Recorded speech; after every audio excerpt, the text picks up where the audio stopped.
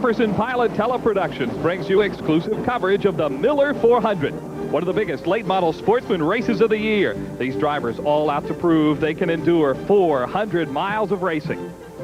Today's race is brought to you by GM Goodwrench Performance Parts. No one knows your GM car better than GM Goodwrench Performance Parts. No one. And by Miller Beer. Purity you can see, quality you can taste. Miller, made the American way since 1855. By the STP Corporation. On the world's racetracks, on the world's roads, STP, your car care company.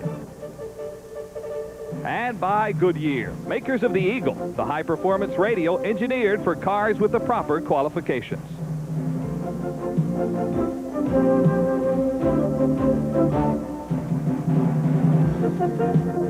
Hello, everybody. I'm Mike Hogwood, and what a day we have for the Miller 400. 60 degrees, sunny, and absolutely perfect, as you can see.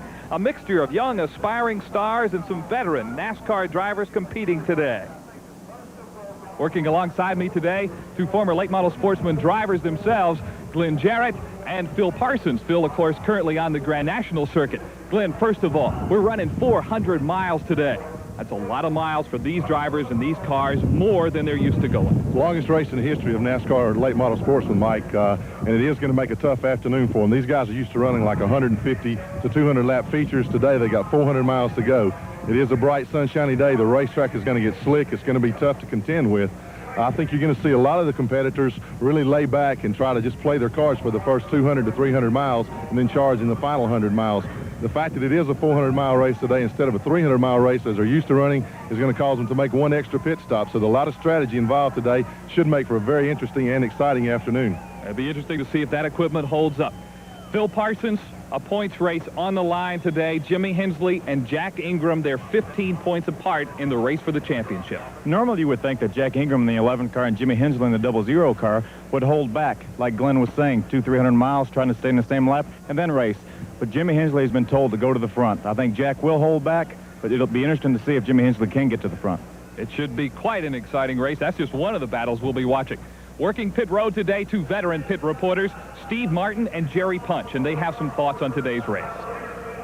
Hello, everyone. I'm Jerry Punch. Standing with me, my colleague, Steve Martin. And Steve, a lot of variables in today's field. Probably the strongest field in late model sportsman history. 42 cars have aligned themselves here to go at it for the Miller 400. But the Grand National stars are a part of that field, 8 of them to be exact. From Jeff Bodine, Bobby Allison, Ron Bouchard, Terry Labonte, Dale Earnhardt, and some others. They'll be going at it with a lot more experience than some of these less experienced sportsman drivers. And with the exception of one race here in the fall, the Grand National drivers have dominated this late model sportsman race. But you have two types of sportsmen who are driving. The ones who want to be Grand National drivers and the guys who are fairly comfortable right where they are. Guys like Jack Ingram, who's right at the top of his game, and, of course, Jimmy Hensley bidding for him. These Grand National drivers will be sort of like ducks out of water. They'll be in sportsman cars. These cars are no newer than 1980. They're 400 pounds lighter than the Grand National cars on the Winston Cup Tour and much smaller engines, 311 cubic inches, 390 cubic feet per minute carburetor. So they'll be at a little bit of a disadvantage that car-wise. They're new to these machines on sportsman competition. And, of course, as Glenn said, they'll have to take good care of the equipment. Talking about the sportsman, tire care, very important in the early part of the race. The pit strategy is going to be very, very important, and we'll be watching that. Will the sportsman cars and the sportsman drivers last for 400 miles at Charlotte? A grueling afternoon. We'll find out coming up.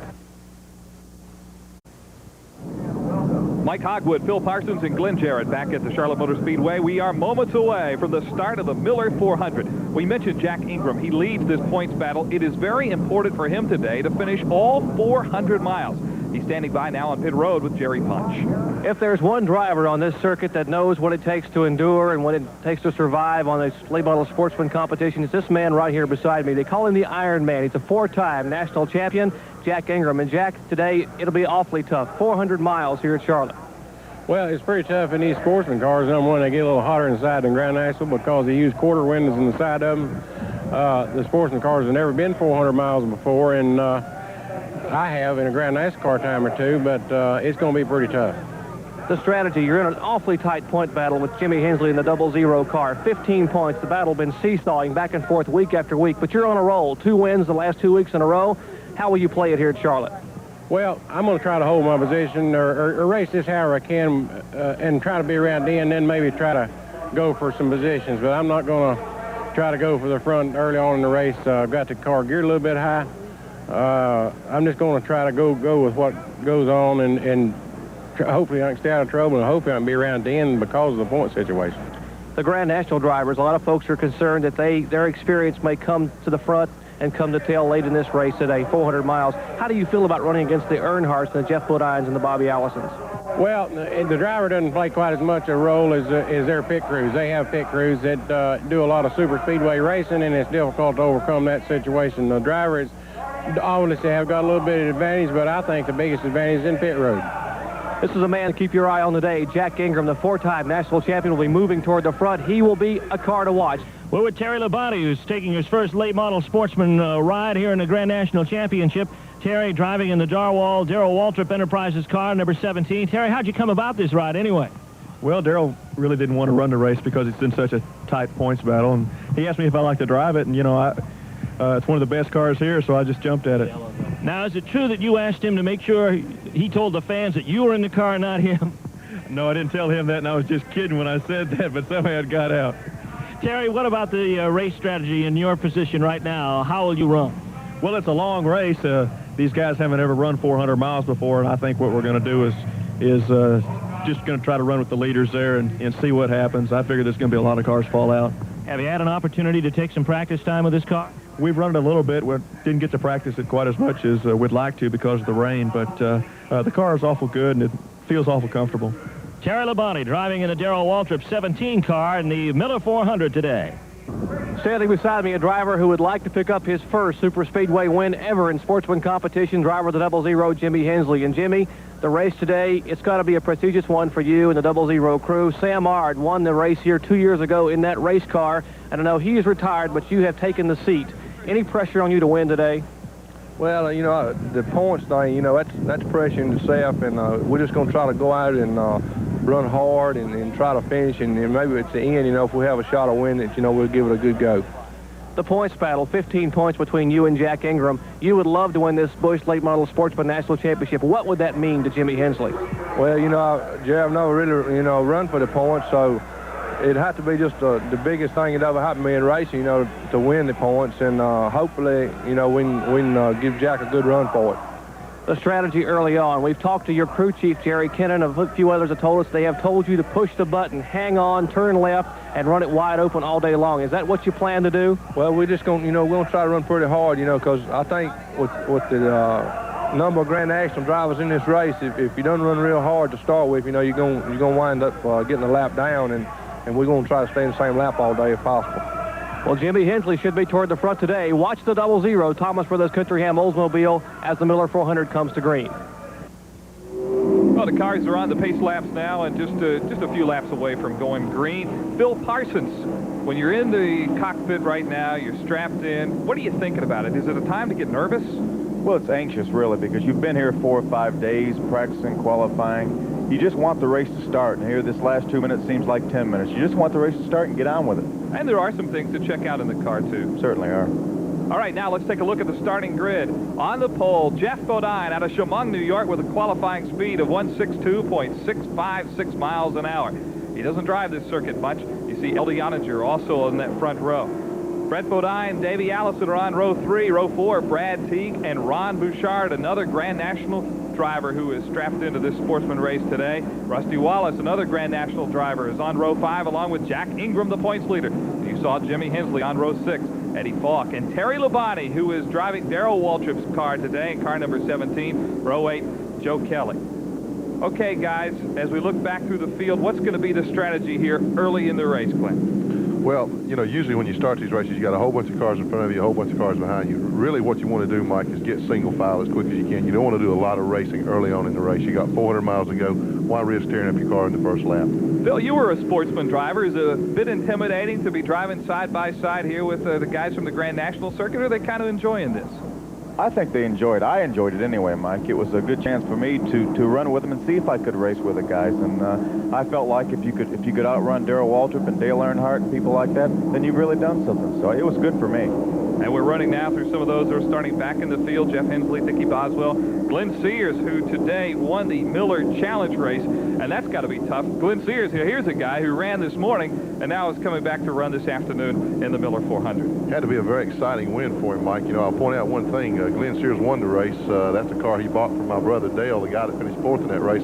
Elton Sawyer also bought the car from my brother Dale, so he's got 3 cars in this race today. Well, you saw the pace car head down pit road. We are ready to go green here in Charlotte. Jeff Bodine on the pole. L.D. Ottinger is on the outside. And it is Bodine down low who will head them into turn 1 as they try to get single file here. And Bodine opens up about a 2-car length lead as they now come around turn 2 and start to head down the back straightaway.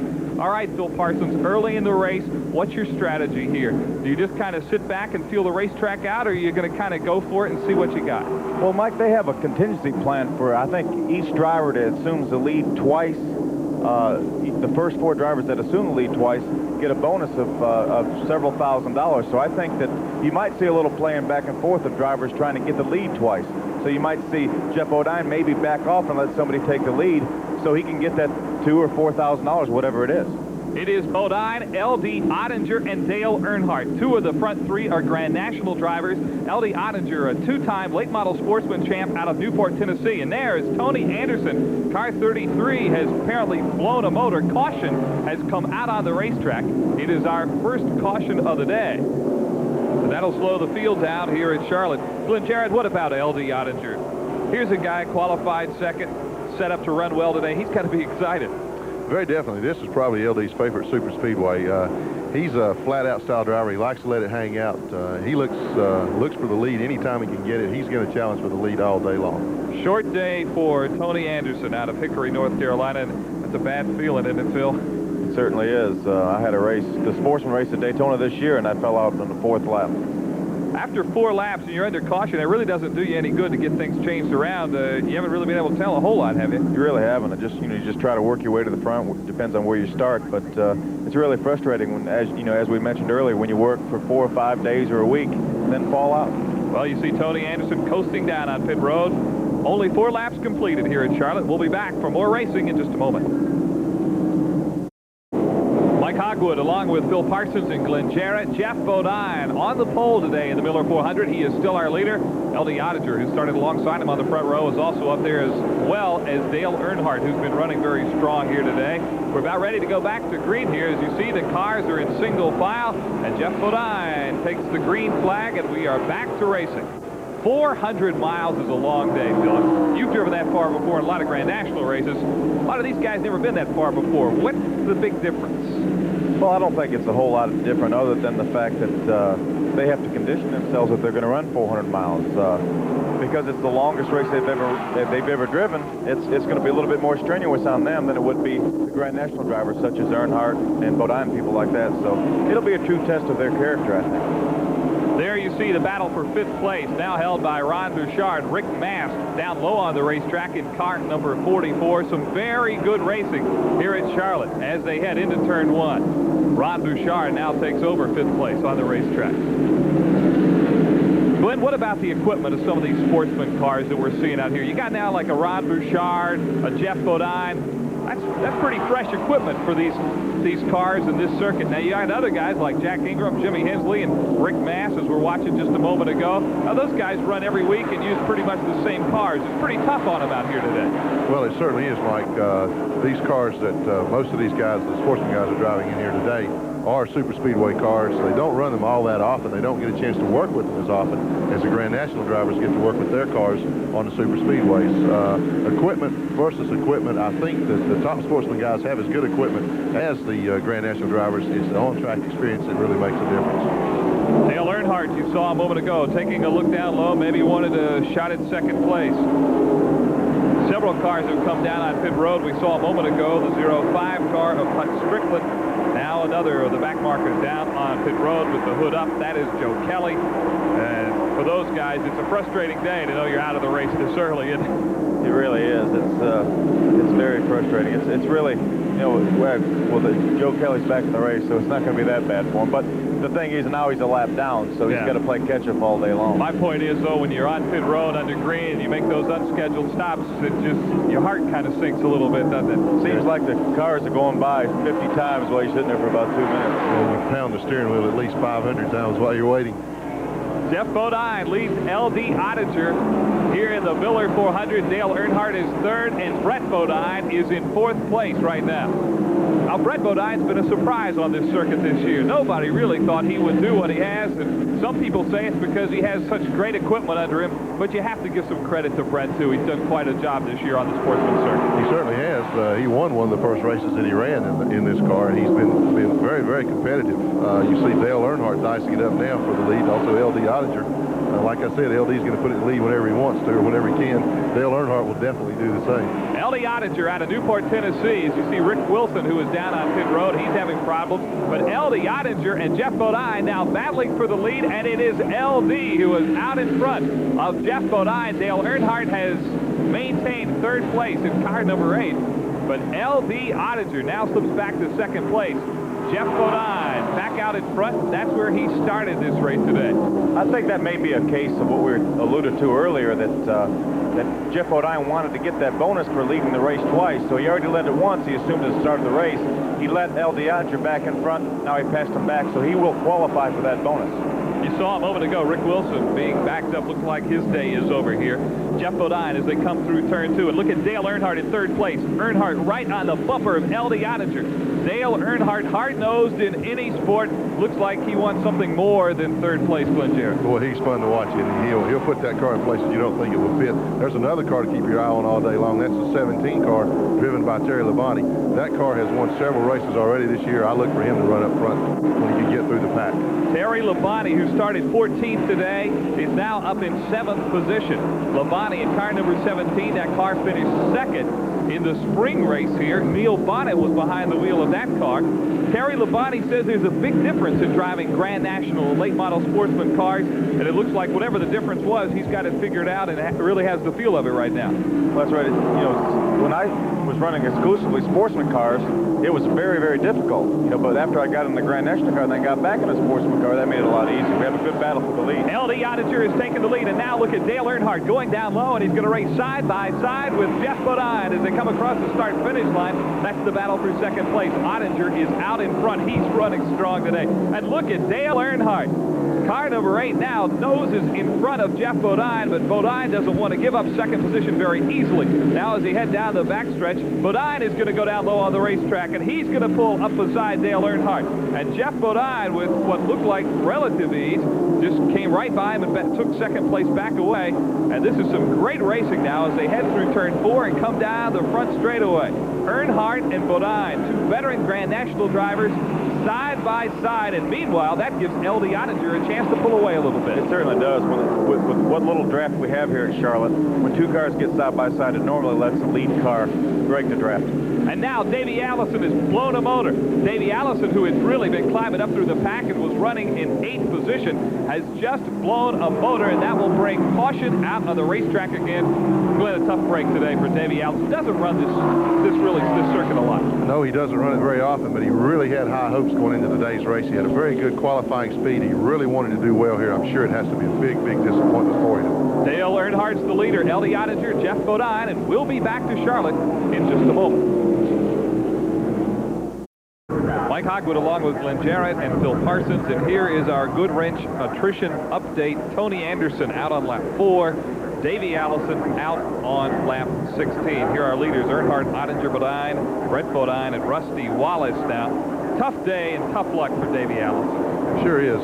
You know, last spring in the race here at the Sports Race here at Charlotte, he failed to even make the race. So I think Davey really had a point to prove. He felt like he could win the race. He really wanted to do well, and it's all up in smoke in 16 laps. Well, you see, Dale Earnhardt gets a pretty good jump on the rest of the field as we are back to green now. And Earnhardt, the kind of driver who, once he gets out in front, really likes to stay there. Jeff Bodine and L.D. Ottinger will be trying to run him down, but Earnhardt opens up about a 2-car length lead now as they head down the back straightaway. L.D. Ottinger still hanging in there. He's running third. Jeff Bodine trying to close in on car number 8 of Dale Earnhardt. Rusty Wallace is running 5th. We see him on the racetrack now. He's really made a move, and Rusty Wallace is a guy who feels he has the equipment under him today to win this race. Yes, he does. It's a very good car. It's a brand new car built this year, and he had a good run at Daytona, was leading on the last night. We had a good battle for the lead.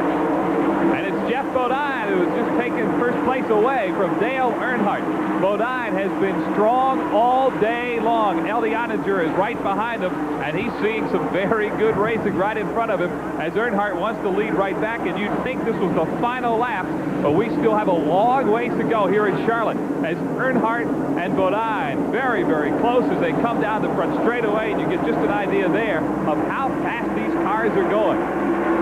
Boy, this is tight racing. You know, Mike, it looks like that Earnhardt's car is working a little better through the turns, and Bodine's car is a little stronger down the straightaway. Look now at positions 2 through 5. They are all bunched together. That is now Dale Earnhardt, Eldie Oettinger, Brett Bodine, and Rusty Wallace in car 66. And again, that enables Jeff Bodine to open up a little bit more of a lead right here as those cars race side by side for second place. There's Sammy Swindell, who has slowed down considerably, something apparently wrong on the 77 car. Swindell out of Bartlett, Tennessee. We'll check on that for you in just a moment.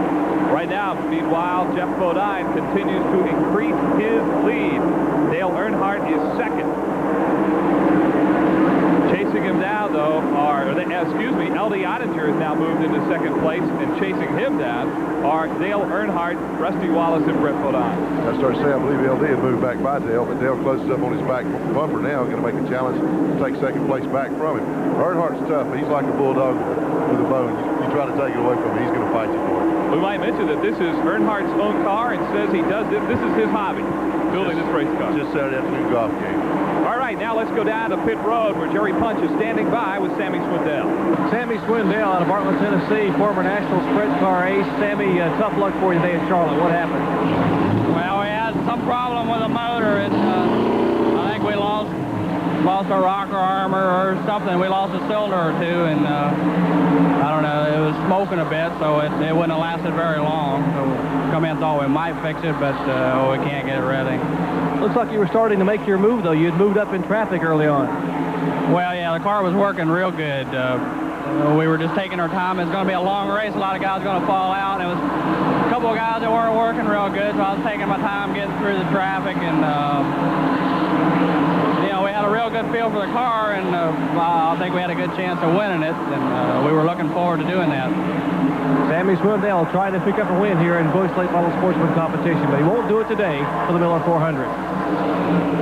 Tough break for Sammy. Now here's a guy who has driven some Indy cars in the past, has won on several other circuits, but thought he had what it took today, but just not going to do it. Here's the battle for fourth place. It's Rusty Wallace in car number 66, and you see creeping up behind him Mike Alexander in car 84, and look at Terry Labonte in car number 17. He seems to have gotten the feel. And talk about the field. Look at Rusty Wallace as he goes high and tries now to overtake Brett Bodine for fourth place. And Rusty Wallace really seems to have gotten things dialed in today.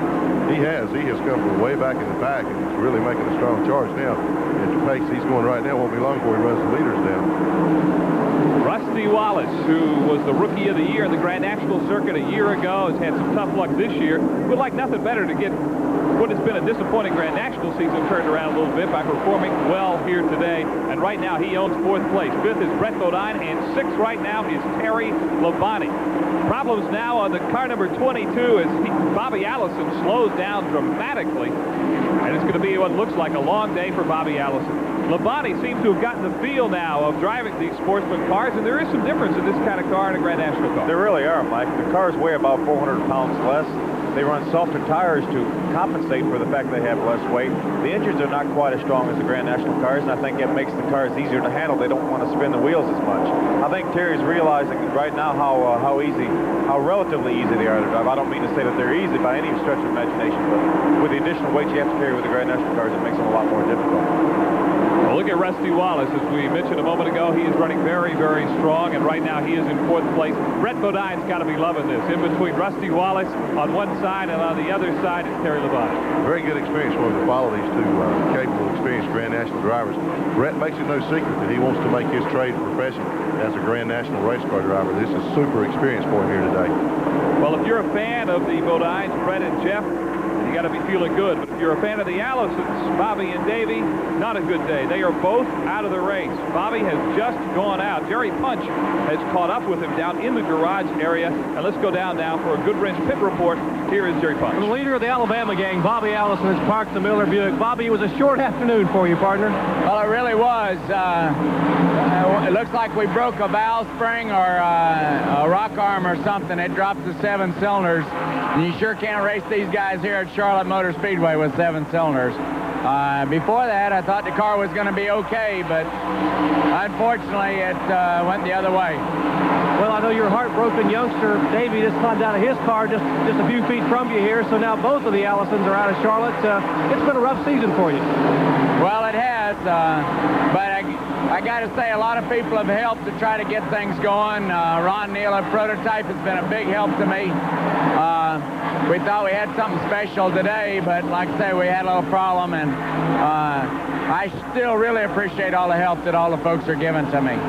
Well, Bobby, sorry to see you out of it. We'll know you'll be back charging again pretty soon. Bobby Allison, part of the Alabama gang from Hueytown, Alabama.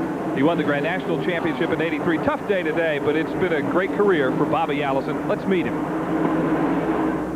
It was 30 years ago, 1955, when Bobby Allison began his racing career in the Miami area at Hialeah Racetrack. He was a senior in high school. And the cars were so very stock that I drove my school car out to the track, took the headlights out, took the muffler off, and raced it, and drove it back home. The only safety requirement that we had at all, besides a seat belt, was to strap the left door shut. And so I would simply use my belt off my trousers to go around the doorpost and roll the windows down, took the muffler off, took the headlights out, and raced away. But I can remember I turned that thing over the first time and was hanging there upside down by the seat belt, wondering what I'd do next. And of course, when I released the seat belt, I fell right on my head. Since then, and many, many races later, Bobby has achieved so much success on the tracks that his lifestyle is financially comfortable. Enough so that besides his home in Hueytown, Alabama, Bobby and his wife Judy have purchased a first-turn condominium overlooking the Charlotte Motor Speedway. When they announced they were building these condominiums here, it excited me because this is the complete other end of our picture, I think. You know, this is top of the line at the arena. And when they announced it, I said, I'll take one.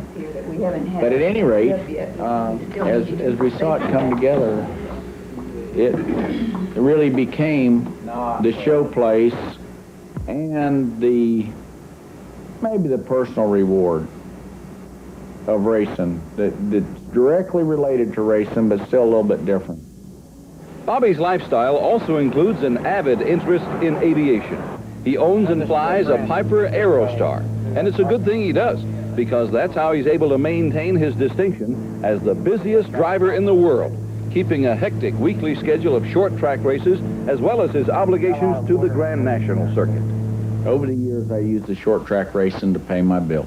You know, I went to a Hickory or a Columbia, South Carolina, or some short track, Birmingham or Montgomery or wherever, to make enough money on a Friday and Saturday night to pay my bills at a track like Charlotte or Darlington or Rockingham or wherever on a Sunday.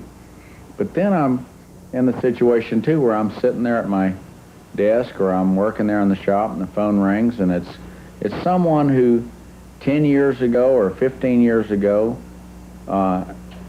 helped me pay my expenses and say, Bobby, we need you to come help us promote our event.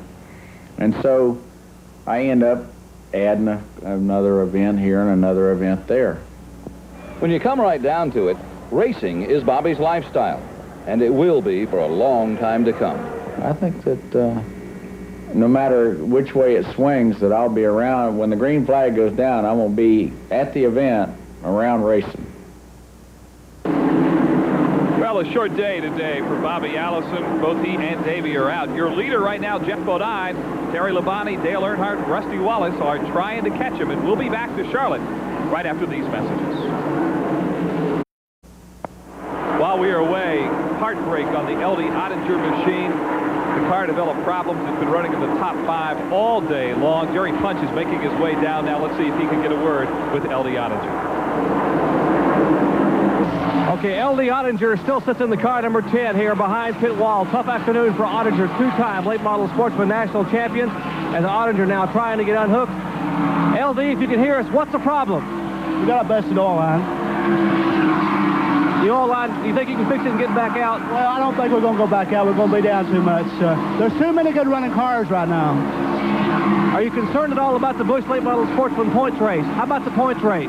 Well, it's going to hurt us in the points race, but there's no use to go back out 20 laps down. Well, you can see L.D. Ottinger sitting here still in the car, but it looks like it's going to be an afternoon for the Ottinger team. Break for LD as he qualified second. As you see our good wrench attrition update, Ottinger just the latest of casualties go behind the wall. Here's your leader, Jeff Bodine. And look at those leaders. They're all from the Grand National Circuit. That's right, Mike. Yeah, there is a reason for that. Yesterday late in practice, when the sportsman guys were setting their cars up, they probably set them up. They felt pretty good to them. The Grand National guys, when they set their cars up, they kept them tighter, okay? They ran a little slower at the beginning of the race, but as the race goes on, the tires get worn, you run low on fuel, the cars tend to become loose. The sportsman cars just got loose quicker. They had to slow down. That lets the Grand National guys go to the front. That's right, Glenn. That's pure experience is all that is. Just the guys have done it time and time again. The sportsman drivers don't get a chance to do it very often during the year, as we see a bunch of pit stops for the leaders. But it's a very unfortunate situation, but you know, that's the way it is. That's racing. These are all scheduled pit stops under green. It leaves Terry Labonte out on the racetrack, and now he's going to dive down on pit road. What about pit stops, guys? Does it make a difference now when you got your Grand National team sitting in your pit helping you out a little bit? I think it does. The sportsman cars on the short tracks are not even allowed to pit without having a penalty of losing laps on the caution if they change any tires. So the Grand National teams, they pit, you know, 6, 8, 10 times every race, and they run 28 races a year. So I think it definitely gives an advantage to the Grand National crew for the Grand National driver. Well, you see Terry Labonte coming down now off of pit road. The field will jumble up a whole lot as we are under pit stops under green flag. Another thing that these green flag pit stops will prevent some of the sportsman guys from doing. You don't have as much time to make any chassis adjustments that you might want to make on your car because you're having to pit under green. Everybody's busy doing their job. There's Jimmy Hensley in the pits right now. You can see all they had time to do is just put some gas in the car. As we see Mike Alexander come down, we just saw Jimmy Hensley coming off pit road. What a big race this is for him today. Well, it certainly is. We talked earlier about the points battle. Jimmy Hensley, I think this is the first time he's ever run for the Busch Late Model Sportsman Championship, and he's in there right in the hunt for the lead. Jack Ingram has been there many times before. He's a 4-time champion, and Jack desperately wants to win for the 5th time. That'll put him ahead of Greeny Charland as the only 5-time Late Model Sportsman champion ever. Well, Mike Alexander, full of fuel, is down and away now on pit road. You know, getting back to the thing we're talking about, Grand National crews having an advantage, the Grand National drivers also have an advantage of getting in and out of the pits, as far as leaving the racetrack, getting to his pit, and then leaving the pit for the racetrack. You can lose or gain 10 or 15 seconds right there, just on how you get in the pits. There is Brett Bodine in. Both Brett and his brother Jeff are in today's race. They have completely separate crews crewing the car. Jeff's Grand National team is working on 15, and car number 5, Brett Bodine, who runs many of these sportsman races. We saw Morgan Shepherd a moment ago. Looked like he might have been out of gas coming down pit road. He was running very, very slowly. Came in real slow. We'll have to see if we can get a report on that a little later. Well, Brett Bodine is down and away. The field is jumping up a great deal right now as we are under pit stops under green, and it looks like Brad Teague in car number 75 out of Johnson City, Tennessee, will be the new leader. He has yet to come in for pit stops. And there he is, Brad Teague, who is a sportsman regular. And he has done quite a job here today. Teague qualified in the 7th position, and right now he is running first. Let's go down now to Jerry Punch, who's in the Morgan Shepherd pits. Okay, we're in the Morgan Shepherd pits with the crew chief, Chris Carrier. Chris, a costly mistake possibly for Morgan Shepherd. You guys just ran out of fuel when he coasted down pit road. The calculation, did you think he could go a little bit further? Yeah, I don't know what the difference is. Back in the spring here, we run the same gear, turning the same RPMs, we went over 80 laps. And this time, we can't go past 71 or 72. We just ran out of fuel. Earnhardt and Bodine both pitted earlier. Maybe they knew something we didn't. but I hope it didn't hurt us. I hope it didn't hurt the engine. Thing. Sometimes it leans the engine out so much it'll burn a piston or ruin the heads. And I don't know. I guess we'll see here. Well, Morgan Shepherd was one of the pre-race favorites today. He's won here before, but now he's behind an awful long way because of that costly mistake. They ran out of fuel. Two cars have not pitted. The number 11 of Jack Ingram and the number 75 of Brad Teague. They're fighting for the lead. Gives us a chance to mention Jack Ingram, who leads in the points race for the championship of late model sportsmen. Jack Ingram is one of the 4-time winners of the Busch Late Model Sportsman Championship. Jack desperately wants to win for the 5th time. That'll put him ahead of Rennie Charland as the only 5-time winner ever in late model sportsman racing. And I think Jack's running a race right now just like he would normally run, just kind of lay back and try to stay in contention and try to get those points. But he's doing a good job running. It looks like Brad Teague's getting ready to pit.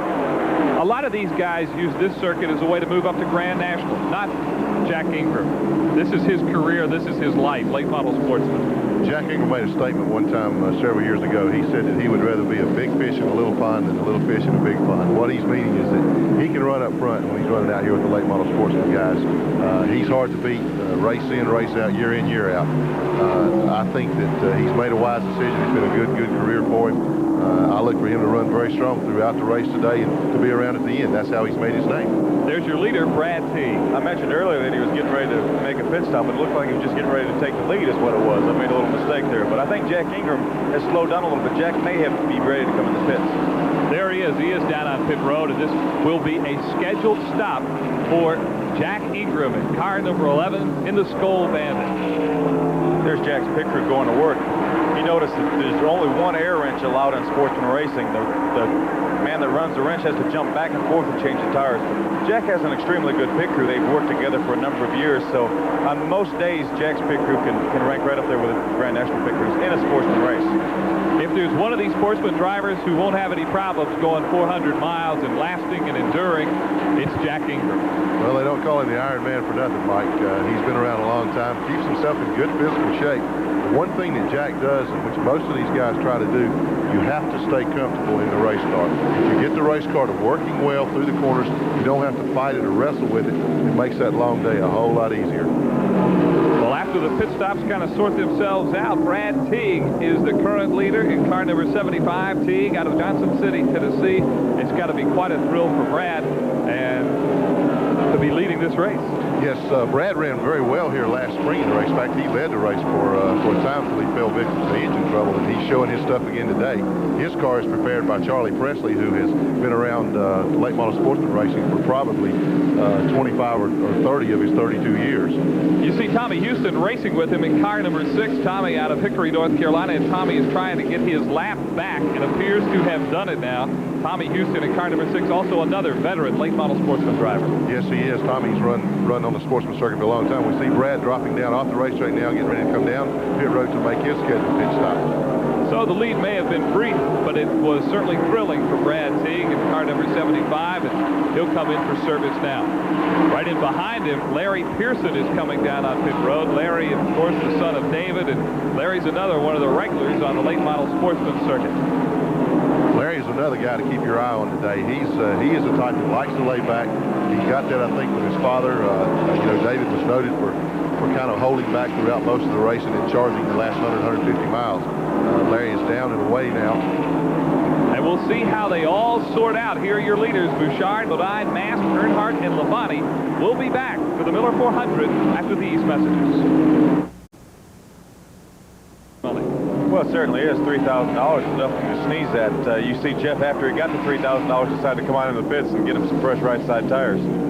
So Bodine waiting for the halfway point to come down on pit road. As you see him taking on new tires here. This is the first tire change that Bodine has made in the race. He has been running very, very strong today. Car number 15, certainly a car to watch in the second half of this Miller 400. Let's go down now to Steve Martin, who is in the Jeff Bodine pits with crew chief Harry Hyde. Okay, just in the pits of Jeff Bodine, the 15 car with crew chief Harry Hyde. Harry, you got the halfway money. Looks good right now. Yeah, he's running very well, and we're hoping nothing don't happen, and maybe we can take this one home with us. That'll leave out Garrett car is performing beautiful, and Jeff's doing a wonderful job. Well, was it your strategy not to take on tires at that first pit stop? Yeah, we didn't plan on tires till the halfway point.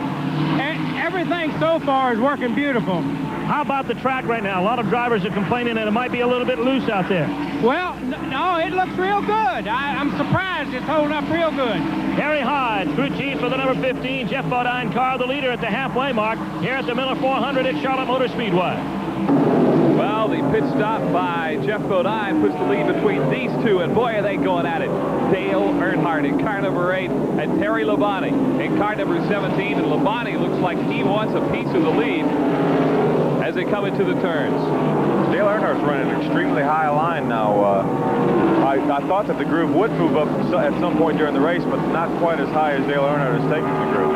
And Dale has the car right out next to the wall as he goes, particularly through turns 1 and 2. You don't normally see him have to get that high up there. And also down in 3 and 4, the track looks to be a little bit slippery down there. So, you know, if a guy has got a car that can work down on the bottom of the racetrack, he might have the key to winning this thing. And look at Terry Labonte. Now he comes high, and he's pulling up side by side with Earnhardt. Labonte in car number 17 wants a piece of the lead, and he is going to get it away from Dale Earnhardt. Bill Parsons, even under the most ideal of conditions, Charlotte is not an easy racetrack to drive. It really isn't, Mike. The odd shape, the angle that you enter the turns, it's an extremely difficult racetrack. It's one of the most difficult racetracks that I have a problem with anyway. I've never really run that awfully strong in Charlotte like I would like to have, but in some other racetracks similar, like Atlanta's a similar type of racetrack, but I seem to be able to do better there. It's an extremely difficult racetrack. It appears as though Terry Labonte is mastering it somewhat today. Well, Labonte certainly has it dialed in and is now pulled way out in front of Dale Earnhardt. What enables him all of a sudden when they've been battling to just kind of blow by Dale Earnhardt like he did? Well, Mike, that car that Terry's driving, the car owned by Darrell Waltrip, has always run extremely well on a slick racetrack. The car stays tight.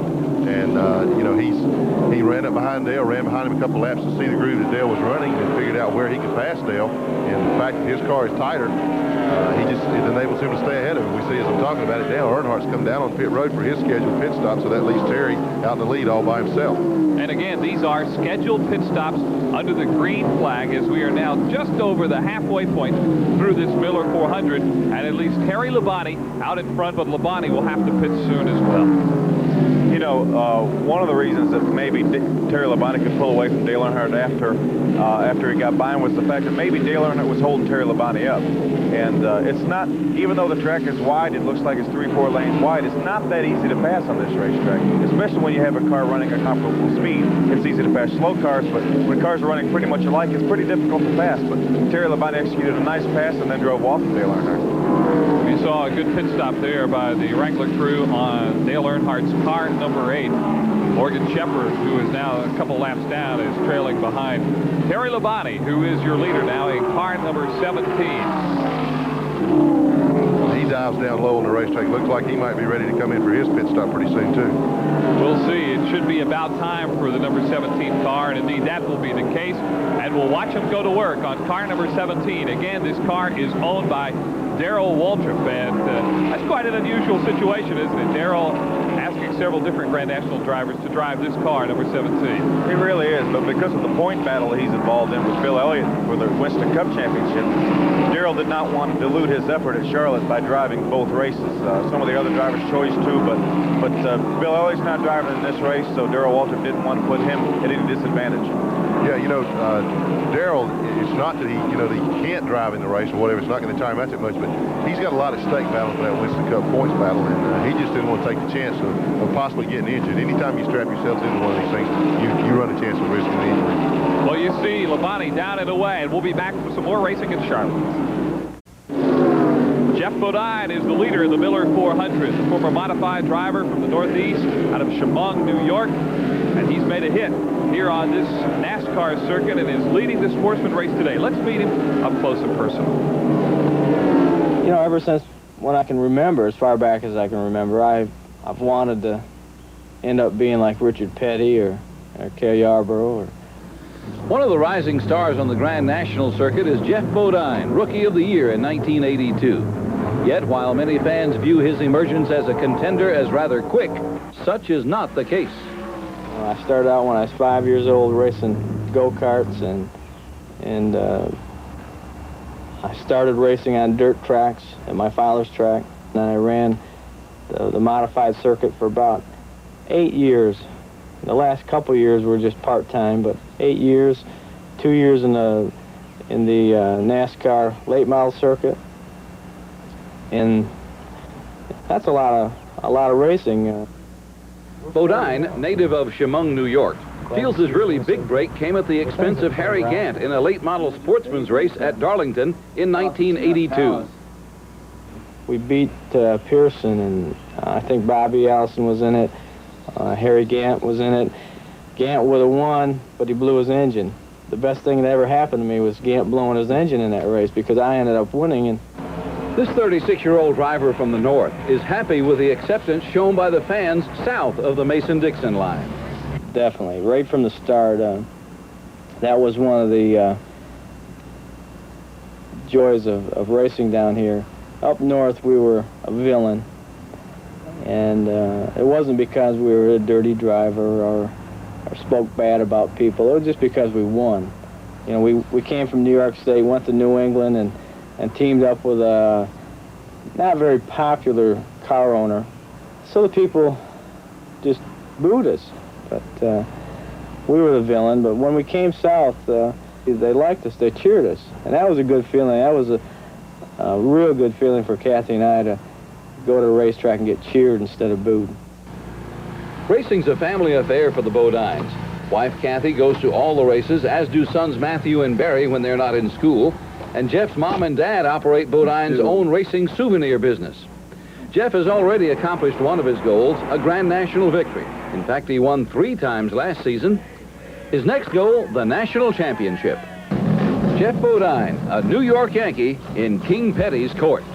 And quite a race today for Jeff Bodine, who is still the leader in the Miller 400 here in Charlotte. I know he'd like nothing more than to pull that number 15 car in victory lane a little later on this afternoon. He was on the pole earlier today. Trouble on the back straightaway. That is Glenn Sears, who is spinning in car number 61. It does bring out the caution flag, and that means some of the cars will be heading down pit road. You know, Mike, the lead cars just pitted about 15 or 20 laps ago. This will give them a chance to pit now under the caution, change tires again, so they'll be running with 4 fairly fresh tires. I think that'll mean for some quicker speeds, too. They've been kind of slipping and sliding around. I think they'll be going faster coming after the caution. Also, it'll give them a chance to make any necessary adjustments to the chassis of the car now that they finally get to stop under caution flag. Well, you see Jeff Bodine, the leader. Dale Earnhardt, Labonte, Pearson, and Teague are chasing him, and we will return for more of the Miller 400 in just a moment. Mike Hogwood back in Charlotte along with Phil Parsons and Glenn Jarrett as we go to our Goodwrench attrition update. We are 46 laps from the end, and it has taken their toll on a lot of these cars today. As you see some of the names, Mike Alexander, Joe Thurman, Brett Hearn, Kenny Bouchard is out of the race. It's tough to make this equipment last for 400 miles. Certainly is. These guys have stayed out there a long time, and some of the cars just couldn't last all day. Jeff Bodine and Terry Labonte are the 2 front runners right now, and they are battling each other for the lead. And the way it appears right now, these 2 cars are going to fight it out for the finish, although Dale Earnhardt could still get in there a little bit. And Labonte goes down low on the racetrack, and Labonte wants the lead away from Jeff Bodine and Terry Labonte, who has gotten the handle on car number 17, which, as we mentioned all day today, is owned by Darrell Waltrip. But it's Labonte's first time in the car, and he now puts it out in front of Jeff Bodine. And car number 17, Terry Labonte, is in first place. Bodine is running second, and it should be quite a duel between these 2 for the finish. It seems as though these 2 cars are pretty evenly matched. Both cars have taken turns at the front. They seem to be running pretty well together, so it should be an interesting race to the finish. We might mention that both cars will have to take on some fuel before the end of this race today, and so that should be interesting, and that could also be a factor. Passing slower traffic a little bit there, and Labonte and Bodine still running 1 and 2. You know, Mike, I think they're trying each other out right now. We're getting down to the latter stage of this race. You see Labonte pass, and then Bodine gets back under him. They're wanting to find the spots on the racetrack right now where they can indeed make a pass if it comes down to a last lap battle between these 2. Jeff Bodine has been the strongest car on the racetrack all day today.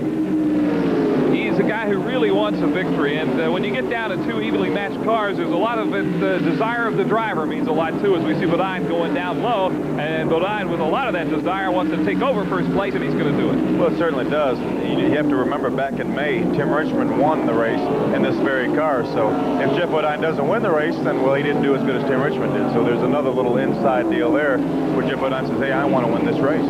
What about the fatigue factor on these drivers? Is it tougher to concentrate right now with, say, about 43, 42 laps left to go, and you've been in that car all afternoon? Well, right now, the adrenaline's probably flowing pretty well in both of these guys. You know, they know that they're going for the win. It's, you know, you're pretty keyed up. You don't really feel much fatigue right now.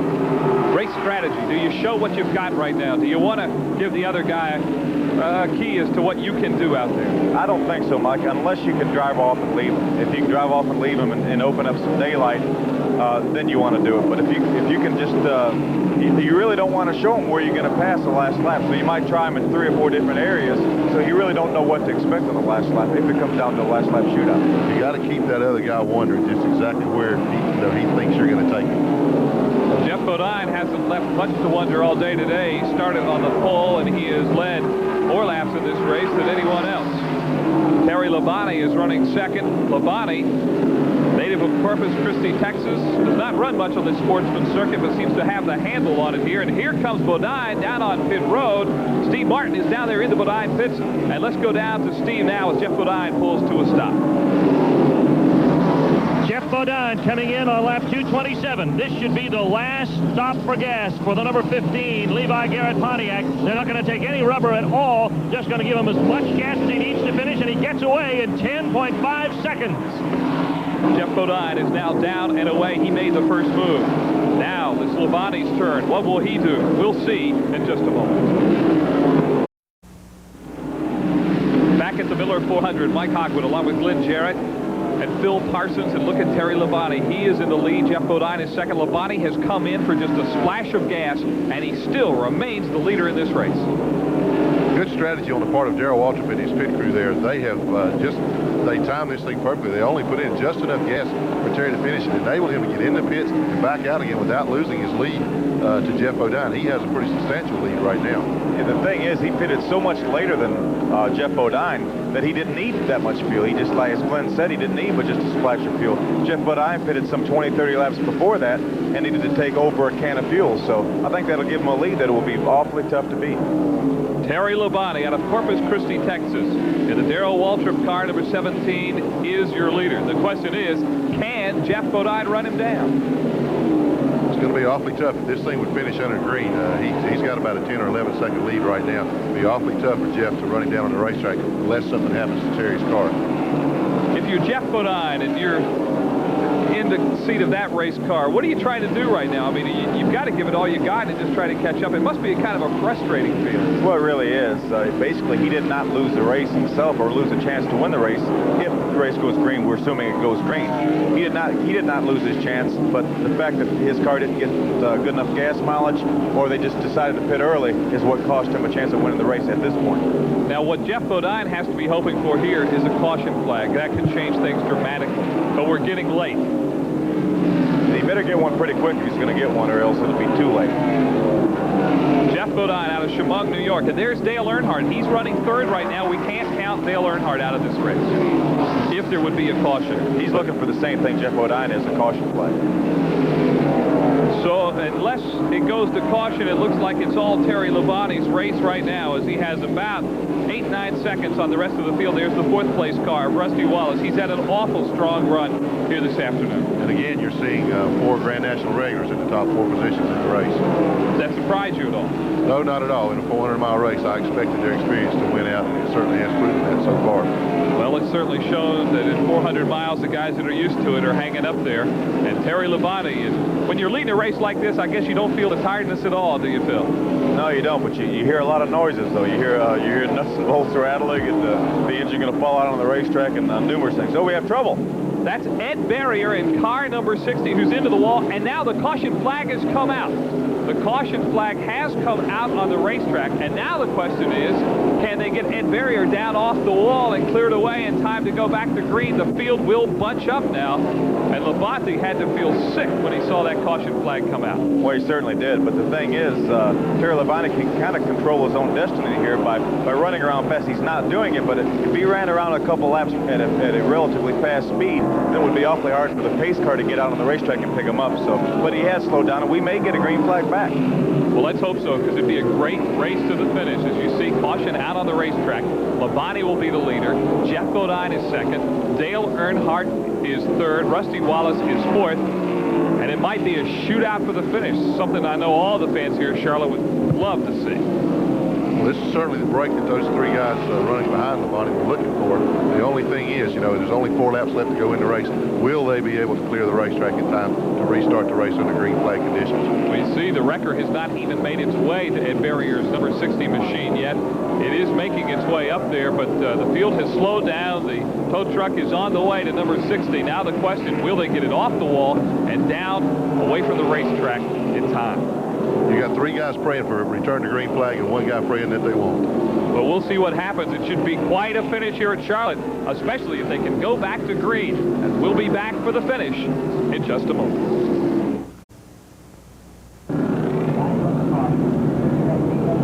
Mike Hogwood, along with Glenn Jarrett and Phil Parsons, we have 3 laps left to run. Ed Barrier's car is still on the racetrack. And I know Terry Labonte is sitting there hoping with every second that passes that this stays under yellow for a while.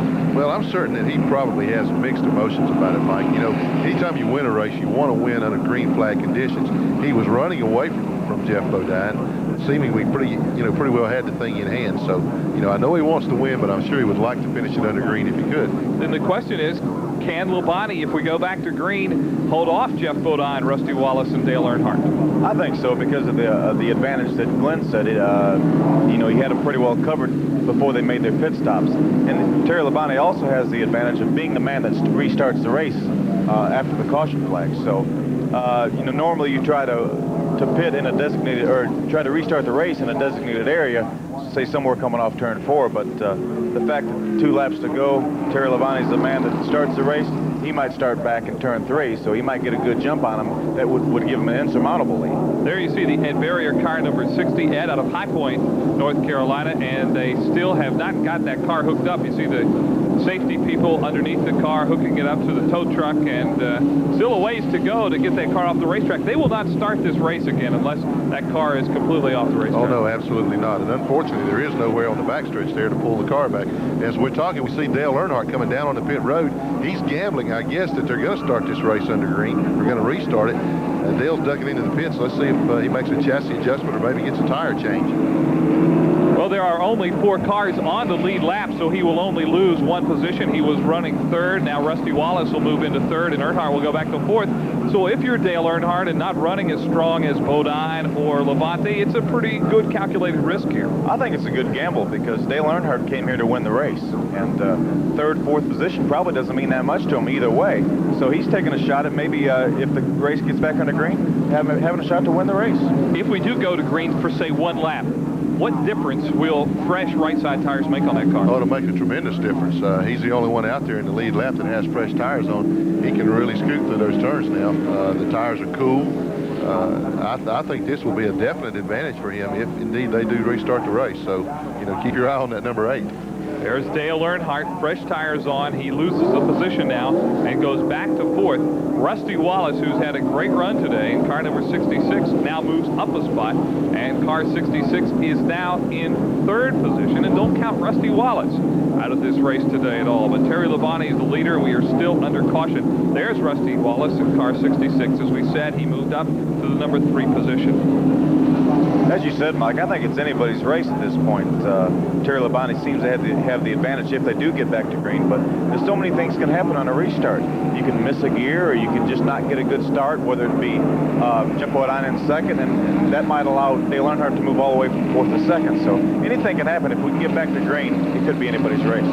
We saw a moment ago Terry Labonte kind of twisting and turning his car around a little bit. What was he doing there? Well, Mike, you know, a lot of people think that when a driver does that, he's trying to heat the tires up. Actually, what he's doing is scuffing the tires and cleaning them off. You You know, there's a rubber buildup on the racetrack. It's on the tires. He's trying to scuff it off. There's Terry Labonte now, who is just sitting there relaxing, hoping that this stays to yellow, or maybe the competitive spirit in Terry says, let's go back to green and let's fight it out for one more lap. It all depends on whether that tow truck can get around fast enough with Ed Barrier's car, and I have never seen a tow truck move as fast as that one's moving, but it is moving, and it looks like it's just going to be tough to get it off the racetrack in time. Evidently, they had some sort of front-end steering component damage on that car and had trouble hooking the car up to the wrecker, or they certainly would have gotten it moved by now. Well, Steve Martin, one of our Goodrich pit reporters, is making his way down to the Darrell Waltrip pits. We'll be checking in with Steve in just a moment. And there is some jubilation going on down there as Terry Labonte and Darrell Waltrip's car, number 17, is smelling victory. Let's go down to Steve Martin now. As the field comes around on lap 265, getting ready to take 266, the smiles are starting to come slowly here in the Terry Labonte pit of Darwall Enterprises. Their Pontiac out in front right now. We're going to finish this race under caution. And if it holds that way, then Terry Labonte will win his first late model sportsman effort. He'll win the Miller 400. The congratulations taking place. Ed Jones, crew chief. They look back to the team trailer in the garage area of the Grand National section to wave to car owner Darrell Waltrip. As the Terry Labonte-driven effort of Darwall Enterprises, car number 17, the Pontiac, comes in with a win under yellow today. A magnificent pit stop late in the race kept them ahead of Jeff Bodine. And so as we're on the white flag lap now, it does indeed look like we are going to finish this race under caution. As you see, congratulations all the way around for the crew of car number 17, driven today by Terry Labonte. His first sportsman race ever, his first win. First NASCAR late model sportsman race Terry Labonte has ever run in, and he won it. That's a pretty good batting average, I'd say. It's been about 1,000 right now. I think we'd all like to do that. You guys that drive a lot, you lose a lot more than you win, don't you? It's too late for me to bat 1,000. Any of us. So there you see Harry Hyde offering his congratulations to the team of car number 17. It was Harry Hyde who called Bodine into the pits, and many would say now that in hindsight might have been a mistake, Bodine coming in and taking on as much fuel as he did. Well, it all depends on, you know, how much fuel he needed. If he was out of gas, he really didn't have much choice. The biggest thing was the amount of laps that the Terry Labonte car was able to run under green. He ran, I think, 80-some laps under green. That was about 10, 12 laps more than anybody had run all day long, and I think that was a determining factor in the race. Well, I think even though we're finishing under caution here, as you see the checkered flag coming out, and Terry Labonte now officially the winner, Jeff Bodine second, that the fans pretty much got their money's worth. It was a good show today in the Miller 400. I think so, too. The fact that the race ran 100 miles longer certainly played a role in the race. You know, it may have been closer had it only been 300 miles, but it was an awful lot of money at stake, and I think you've seen at times, you see some awfully good racing. Even though the race finished under caution, there is still a lot of excitement down in Terry Labonte's pits. Steve Martin is still down there sharing in some of that excitement. And let's go down now again to Steve Martin. We're in the pit of the Terry Labonte car, number 17, Darwall Enterprises, and the two guys, it was a double-teamed effort here. Ed Jones, the crew chief for the sportsman effort, quite a way to finish the race. Great pit stop there late in the race. Well, it's great to win anytime. You prefer to win under green, but you take them any way you can get them. Jeff Hammond, you're kind of overseeing this. You're in the Grand National situation. Your thoughts on this race? This is quite a win for Terry Labonte. Yes, it really is. That's one of the reasons I think that Darrell went after Terry. He felt like that he could do a real good job in his spot, and I think that his judgment has paid off. Eddie and all the guys have done a real good job here today, and you know I always enjoy taking the opportunity to work with a winning effort, which has turned out to be as usual. So it's really been a thrill for me. Looks like Terry had more than enough to head off Jeff most of the way. Yeah, right there at the last, even when both of them were running under the same conditions, we're picking up about 1.5 tenths, 2 tenths per lap over Jeff. So I think we were going to be in good shape no matter what. A strong sportsman effort by Darwall Enterprises in the number 17 car, and a happy crew chief situation. They're getting ready to go to victory lane. And in this sport, there really is nothing like a trip to victory lane and popping the champagne as you see Labonte coming down now onto pit road. You're absolutely right. There's no feeling I've ever had that matches anything like winning a race. I've never been fortunate to win a Grand National race, and I'm sure that'll be good. But I won Sportsman races, ARCA races, and Baby Grand races, and they all feel good. Well, it's a good feeling today for Terry Labonte. We'll be visiting with him at Victory Lane in just a moment as you see the crew pushing the car there now. Labonte finishes first. Jeff Bodine finishes second. Even though it finished under caution, it was a very, very good race today in the Miller 400. It was Terry Labonte, Jeff Bodine, Rusty Wallace third, Dale Earnhardt fourth, and Larry Pearson was fifth today. We'll be back in a moment. Mike Hogwood, Phil Parsons, and Glenn Jarrett back in Charlotte, where Terry Labonte has just won the Miller 400 today. It's got to be quite a feeling sitting in that race car being wheeled into Victory Lane. It certainly is. As I said before, there's nothing like it. Regardless of what division, what sport, really, anytime you can win, it's something special. Terry Labonte, kind of quiet guy from Corpus Christi, Texas, but he is all smiles today as you see him coming out of the race car now. And he's really opened up a lot in the last couple of years and quite popular here on the NASCAR circuit. Certainly has. Of course, the success that he's had on the racetrack has done a lot of his talking for him, but I'm sure Terry's going to have a lot to say today. He's happy, very keyed up, very excited about it. And here's the way they finished. Labonte, then Jeff Bodine, Rusty Wallace with a good run, Dale Earnhardt fourth, and Larry Pearson finished fifth today. Jack Ingram finishes sixth. He gained some ground on Jimmy Hensley, who finishes 10th. In between them, Brad Teague, Rick Mast with a good run. So for Brett Bodine. Ron Bouchard was 11th, and Larry Pollard, Dale Jarrett, Tommy Houston, and Charlie Luck, 11 through 15. Then it's Kirk Bryant, Ronnie Silver, Rodney Howard, Hutch Strickland, and Ed Berrier. Let's go down now to Victory Lane and Jerry Punch. Victory Lane at Charlotte Motor Speedway. The Miller 400 is history. Terry Labonte, congratulations on a super win.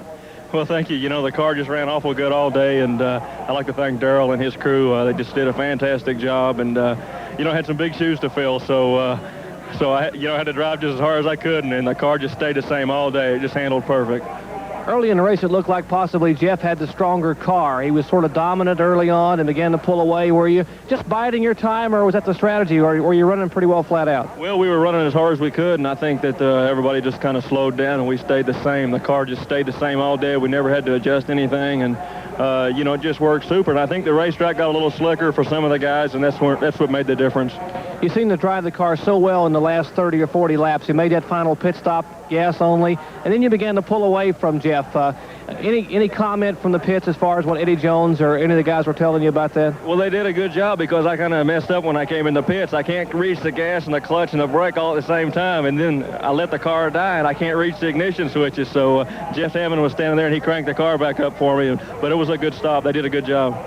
Well, Terry, your first win in Sportsman competition. I know you won earlier in the year at Riverside, California in the Winston Cup circuit. Could this be an omen for Terry Labonte for the rest of the year? I hope so. We haven't had too much luck this season, so maybe some good luck rubbed up on us today.